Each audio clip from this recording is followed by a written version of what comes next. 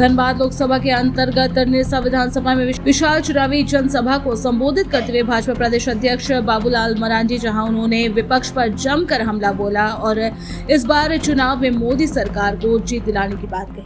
तो हर घर में बिजली पहुंच गया है। अगर इस काम को किसी ने किया है तो इस देश के प्रधानमंत्री नरेंद्र मोदी जी ने किया है। और इसलिए मैं कहता हूँ कि कांग्रेस पार्टी के लोग, ये झारखंड मुक्ति मोर्चा के लोग, ये लोग विकास के विरोधी रहे हैं, झारखंड के विरोधी रहे हैं।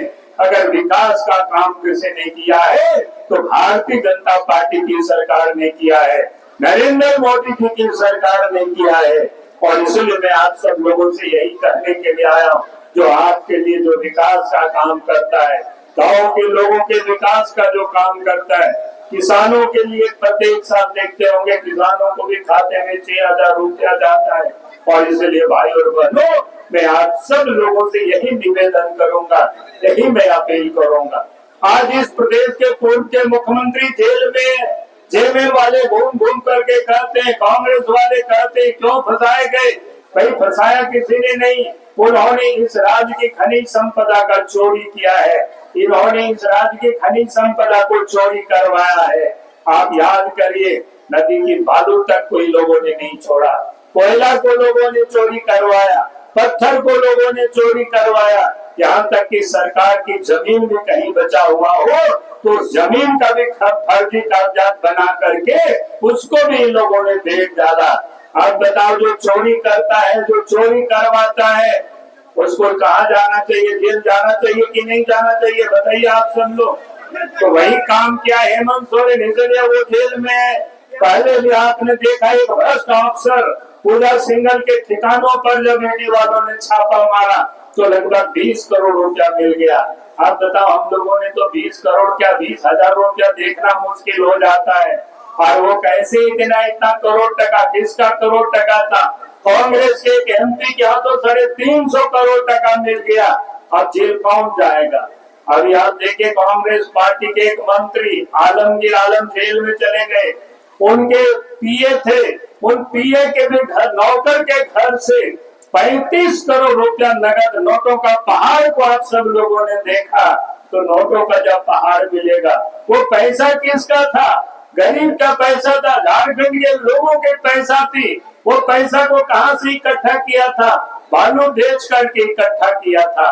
तो पैसा को मनरेगा से कमीशन लेकर के इकट्ठा किया था। जो विकास योजनाओं में जो कमीशन लिया जाता है, ब्लॉक में, थाना में जो पैसे लिए जाते हैं, वही पैसा वो इकट्ठा था, वही पैसा पकड़ाया। तो बताओ, अब उनको जेल जाना चाहिए कि नहीं जाना चाहिए? इसके बाद भी लोग कहते हैं, रूप में क्या कहते हैं, हेमंत सोरेन की पत्नी कल्पना सोरेन घूम घूम करके कहती है कि हमारे पति का क्या कसूर है। मैं तो एक ही कसूर बताता हूँ, यहाँ दो हमारे साथ 3 विधायक लोग बैठे हुए हैं, हम भी विधायक, हम यहाँ लोग विधायक हैं। झारखंड के विधानसभा में एक भारतीय जनता पार्टी के विधायक रांची के सीपी सिंह ने, सरकार में वो मंत्री भी थे और विधानसभा के अध्यक्ष भी थे, खड़े होकर के उन्होंने हाउस में कहा था कि रांची के डीसी लाइसेंस बनाने में 3 लाख से 5 लाख रुपया लेते हैं। इसके बाद भी हेमंत सोरेन ने जांच नहीं कराया।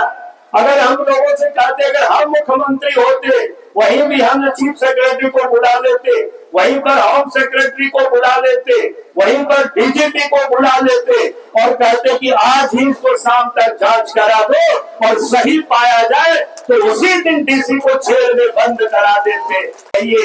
और क्या सबूत? एक सीनियर विधायक विधानसभा में कह रहे हैं अफसर इतना भ्रष्ट है और आप कार्रवाई नहीं करेंगे तो आपके ऊपर ईडी कार्रवाई करेगी, आपको जेल जाना पड़ेगा अगर आप भ्रष्ट लोगों को बचाएंगे।